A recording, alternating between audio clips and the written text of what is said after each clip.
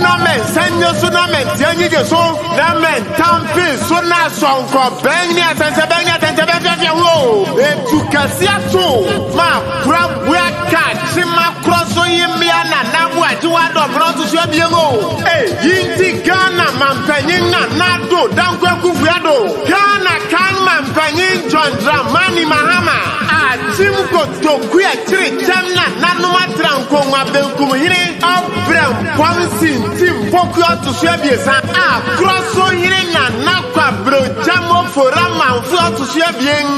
Timku Sihine Nanaka Sebuadum Tima Krosu Jase Hine Nanaya Dakwa Osan Yesan Tiko Kofusa Ama Hine Akrosu Kronti Hine Nanako Fibedio to Suabien Nanada Capri Frem Pong Manso Koto Breda dum ya krosu chafo here na naje kumi oto sia bien ya krosu chidom here na ya be ku oto sia bien ya krosu be kum here na nampon sakaka bu ko jango oto sia bien ya krosu bi fa here na nanya nkoma ku edu pa ku esare koso esaro chirebe esaraba esare de wurampon ya krosu anko bia hiro na naboatima ya krosu Akrosohemmea na nasanoa ya Akrosohemmea na nakuya nyakuya ya Akrosohemmea na ya doma ya Tima Akrosohemmea woni aguna ne tua obrama kwapam kretia yesia na nanom a wutwabo ngo bi twabo obi ofedu kwa mani ampon telefone na nanom o saje fu okuma pem na nanom den tira chain na nanom a wote abanke to so wieju kwa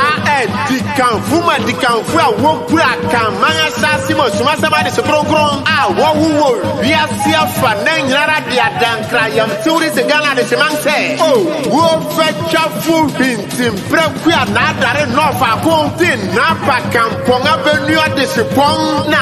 Aboagyewaa Dɔmena a otusua bien a oye Atima Akrosohemmea simprofimo Hemmea di frisia duonum na akwankoja ho siseni wo beyi ni yawda osanada etusua duonu anum 25th August wa fimo adedare na ade chefida wa Atima Akrosohemmea ma dofo no majebu makɔhwɛ no wo beye na awufo so memere da no pa wa Atima Akrosohemmea anum nisikasa ma benmofu ama no kokue ma de sekura aye ne na sesom kwasida aprasra prafem ewie na yiyem wa Atima Akrosohemmea waro amamponga de seponga mudi afofira muni adeje wonfa muani onyampon meta ya Akrosomanga chio na ne ade ato na lob no enyo no ara no yampo